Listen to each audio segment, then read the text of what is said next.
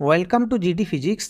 এর আগে একাধিক পোস্ট এবং ভিডিওর মাধ্যমে ইঙ্গিত দিয়েছিলাম যে সমস্ত টিচারদের ট্রান্সফারে এসএসসির কোনো ভূমিকা ছিল না এবং যারা সরাসরি কমিশনার অফ স্কুল এডুকেশনের সুপারিশে ট্রান্সফার পেয়েছেন তাদের জন্য চূড়ান্ত অস্বস্তির খবর আসতে চলেছে কলকাতা হাইকোর্ট থেকে।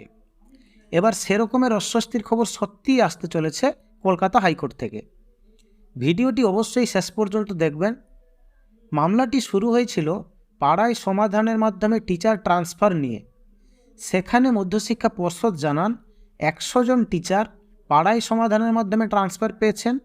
এছাড়াও আরও 438 জন টিচার ট্রান্সফার পেয়েছেন সরাসরি কমিশনার অফ স্কুল এডুকেশনের সুপারিশে। এই 438 জনের মধ্যে কিছু ট্রান্সফার তৎকালীন মিনিস্টার ইনচার্জের সুপারিশে হয়েছে, কিছু ট্রান্সফার কমিশনার অফ স্কুল এডুকেশনের সুপারিশে হয়েছে এবং বাকি ট্রান্সফারগুলি ছিল এসএসসির পেন্ডিং অ্যাপ্লিকেশান, যেগুলি এসএসসির কাছে পড়েছিল। সেই অ্যাপ্লিকেশানগুলি এসএসসি মধ্যশিক্ষা পর্ষদে পাঠিয়েছিলেন।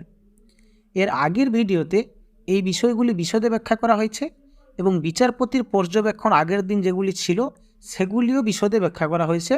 আগের ভিডিওগুলি অবশ্যই দেখে নেবেন। 19 তারিখে মহামান্য বিচারপতি বিশ্বজিৎ বসু এই সংক্রান্ত বহু প্রশ্ন তোলেন।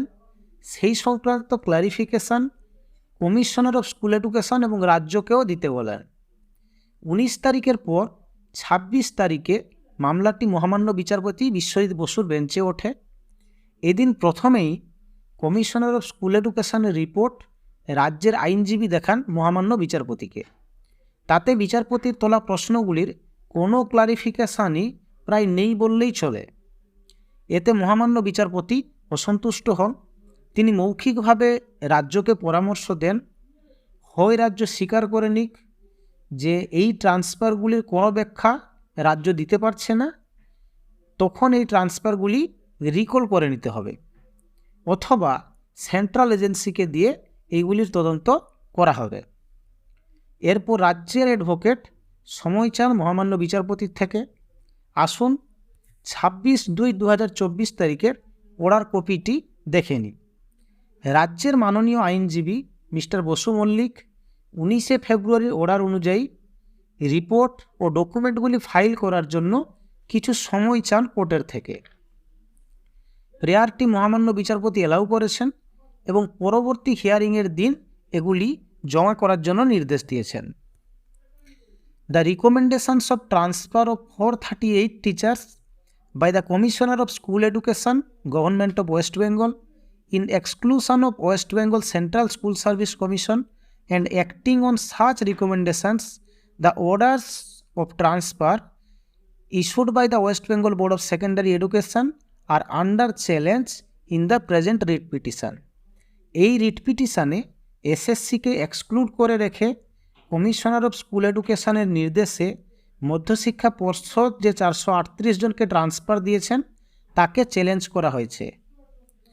Two enable the said teachers to defend their respective recommendations and orders of transfer, the board is required to publish a notice in its website with particulars of such recommendations and orders of transfer.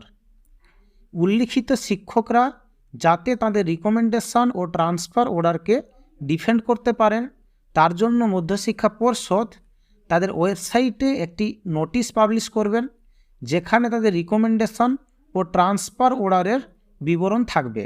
অর্থাৎ এই সমস্ত টিচারদের ট্রান্সফারের বিষয়টি যে বিচারাধীন রয়েছে এটা তাদের অবগতির জন্য মধ্যশিক্ষা পর্ষদ তাদের ওয়েবসাইটে যাবতীয় ডিটেলস সহ নোটিশ দিবেন।